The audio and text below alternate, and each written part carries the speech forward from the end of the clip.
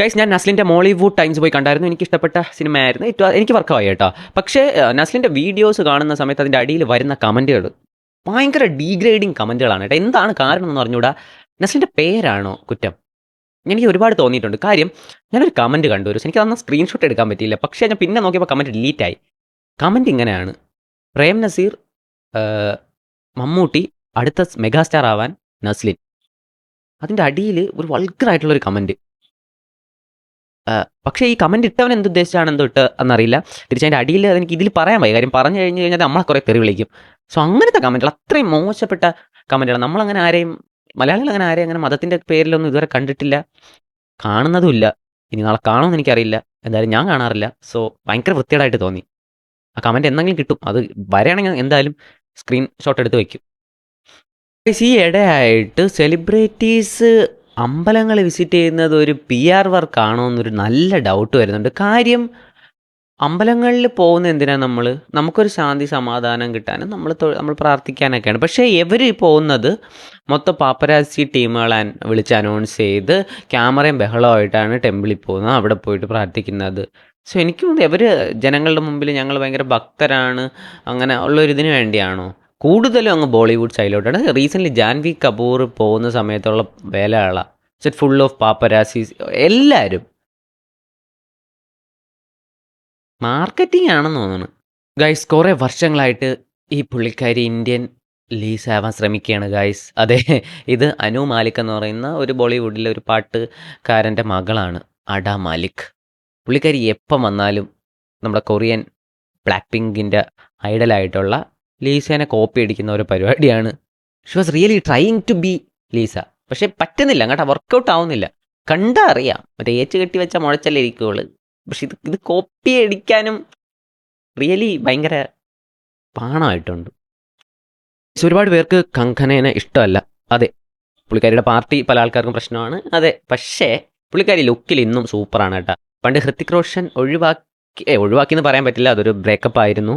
But എന്തായിരിക്കും. പക്ഷേ പുള്ളിക്കാരി കാണാൻ ലുക്കാണ് കേട്ടോ ഇന്നും. ഇടയ്ക്കില്ല ചൗക്കിൽ ഒരു അടി കിട്ടിയതുണ്ടായിരുന്നു, അന്ന് ട്രെൻഡിങ്ങിലായതാ.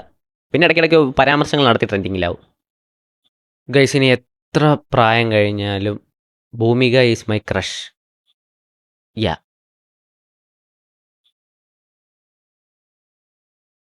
ഗൈസ് കരീന കപൂർ ഇട്ടിരിക്കുന്ന ഡ്രസ്സ് കണ്ട, അത് ഫാഷനാണ് കേട്ടാ. പക്ഷെ നമ്മൾ ആരെങ്കിലും ഇങ്ങനത്തെ ഒരു ഡ്രസ്സ് ഇട്ടുകൊണ്ട് ഇറങ്ങോ?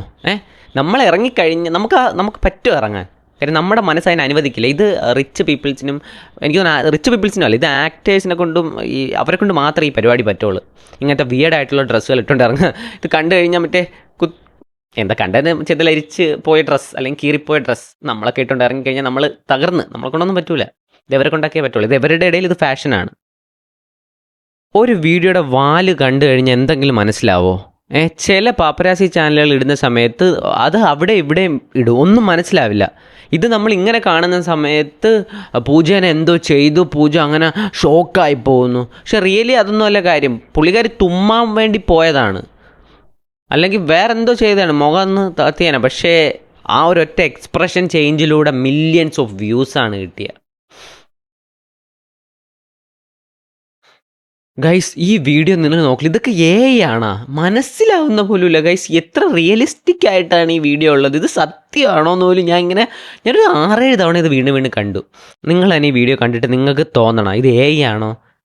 ഇതിൽ നമ്മൾ റിയൽ കാണുന്ന ഒരു സംഭവങ്ങളൊക്കെ തന്നെ ഇരിക്കണം. പൂച്ച പോകുന്നതൊക്കെ കണ്ടു കഴിഞ്ഞാൽ എനിക്ക് വിശ്വസിക്കാൻ പറ്റുന്നില്ല ഗൈസ്. നിങ്ങൾക്ക് അറിയോ? നിങ്ങൾ നോക്കിയിട്ട് പറയും ഇത് ആണോ, അത് റിയൽ ലൈഫിൽ നടന്നതാണോ?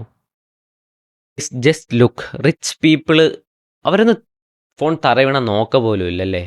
നോക്കിയേ, പുള്ളിക്കാരൻ സൈഫ് അലി ഖാനെ ഫോൺ തറയിൽ വീണിട്ട് ആ കാറ് കയറുന്നവരെ പൊട്ടലുണ്ടാകുന്ന, അറ്റ്ലീസ്റ്റ് പൊട്ടിയാന്ന് പോലും നോക്കുന്നില്ല.